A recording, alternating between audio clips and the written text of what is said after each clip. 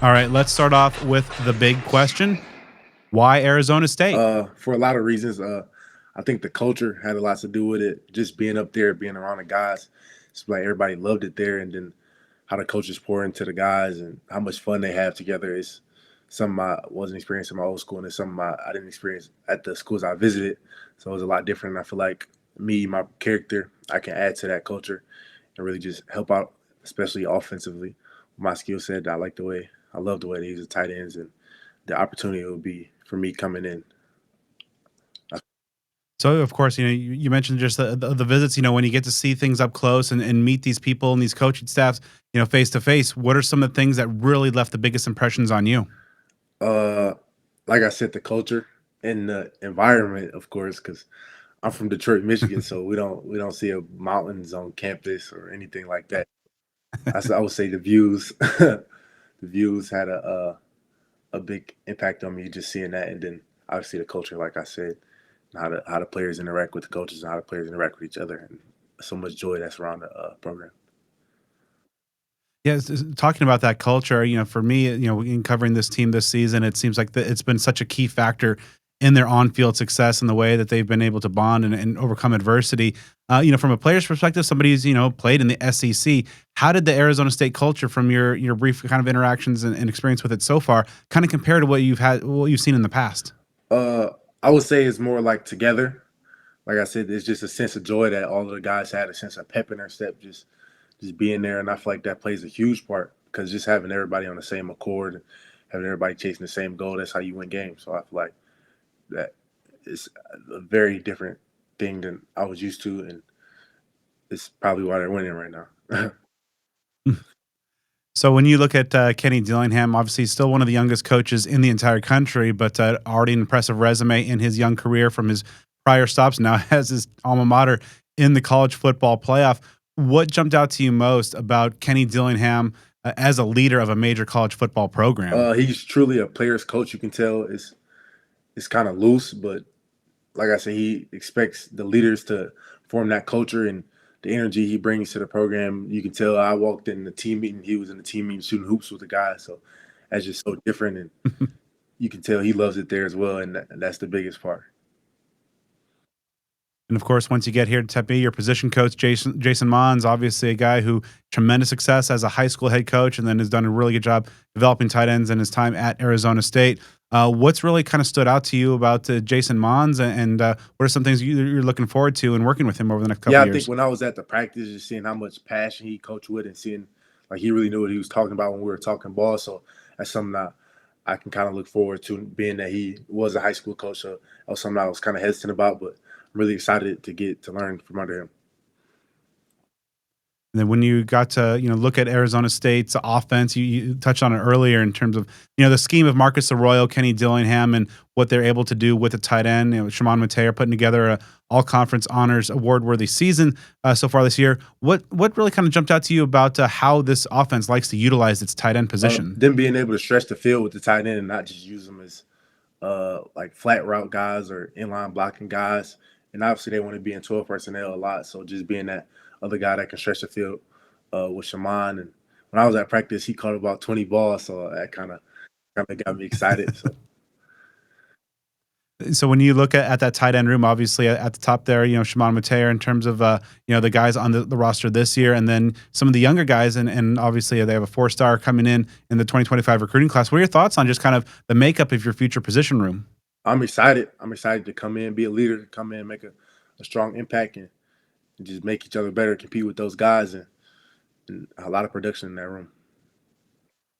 You mentioned the leadership aspect of course, with a couple seasons of SEC ball under your belt. How would you describe your leadership style? And what are some things, when you get to a new place, you are looking to do to kind of establish yourself as part of that leadership I group? would say I kind of just go based off the needs of everybody because you can't lead everybody the same way. I'm not a super aggressive guy to everybody. I'm not a super loud guy to everybody. I would say I'm more chill. I like to scope and see guys' tendencies first before I step in and lead and get to really know the person. Um, and then yeah, I would say I'm more of a friendly leader and I lead by example. Just being an example to the younger guys in that room and showing them the right way to do it along with the older guys. So yeah. Of course, you have a terrific frame. It's, I believe it's 6'5", around 250 pounds. Ideal size for the tight end position. But for any Sun Devil fans who might not have seen you in action for Kentucky, give our viewers and listeners a scouting report. What are some of the attributes and things that you bring to the I field? can do everything. I can stretch the field. Like I said, I feel like I'm a really sound route runner, and I had no choice to be sound in the blocking game, being in the SEC. So that's what you can expect. Expect a playmaker. It's gonna make plays whether I got my hand in the dirt, whether I'm standing up, stretching the field. So of course, you mentioned the SEC, that physicality helps you bring you along as a blocker. What are some of the other ways your experience at Kentucky over your first couple of years has helped prepare you and helped shape you so far in your collegiate journey? I would say first my faith. I got baptized when I was at Kentucky, and that meant everything to me. Just the community of faith that they had there was something that really shaped me. And I would say, growing into my leadership role, I would say when I was well, probably now when I was coming out, honestly, I was starting to grow into kind of that leadership role and just molding me into the man. So on that faith aspect, that's something that a lot of ASU players have really spoken to about the culture here, very being very inclusive of that. Did you get a sense of that during your time of learning more about this program and this Yeah, team? definitely. I had a good conversation with the guy who runs their FCA and can really see his passion for the guys. And I met, I think Chris was his name, one of the players who's really into the FCA and really into his faith as well. So it was good having conversations with those guys and seeing that God is moving in their program.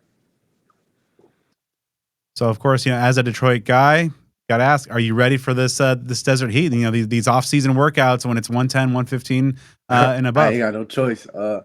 I'm thinking about I'm probably gonna move down there within this next week, so definitely gonna have to do a lot of running. I know it's nothing that can get me prepared for that, but just got to get used to it.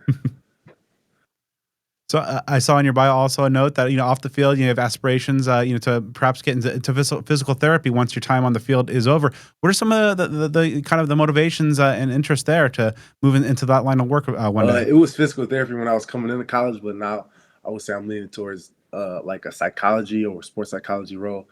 Really, just I've always been Oh, interested on nice. like why people are the way they are. Obviously, it has a lot to do with my faith as well, but it's something that sparked my interest. So when you look ahead to next fall, you're first as a Sun Devil. What are some of the goals that you've set forth for yourself? Establish that leadership role. Just any way I can help my team win games, just to win games. So, obviously you have some big aspirations, in terms of, your time, your collegiate career. What are the things that you hope to find and to accomplish, overall during your time as a Sun Devil? And what are some of the things that you'd like to show Sun Devil fans along the way in 2025 and beyond? That I'm a playmaker. That in the big games, I'm gonna be somebody that you guys can rely on to make plays and come through for you guys, and I'm gonna come and help the team win games, big games. What's it been like just, seeing this team, on this playoff run and obviously the turnaround that has happened in just year two, coming in and, what does it mean to you? How to kind of be a piece to perhaps, take that to even a higher level? Yeah, I seen they had them predicted last in the Big 12 at the beginning of the season. Now they shocked the world. So obviously those are some big shoes to come in and fill, but I believe with a lot of the same pieces, and then us adding a few transfer guys, we keep rolling. Of course, you'll be playing with a young quarterback, an all conference caliber quarterback in Sam Levitt. What's that mean from a pass catcher like yourself to have somebody with such high upside and who's still growing into his vast potential? It's definitely something to look forward to because um, it's a lot of the things people said about me in the portal, I just had potential and I had a high upside and a lot of potential. So playing with a quarterback that kind of has that same report and kind of showing it that he can do it at a high level is really exciting.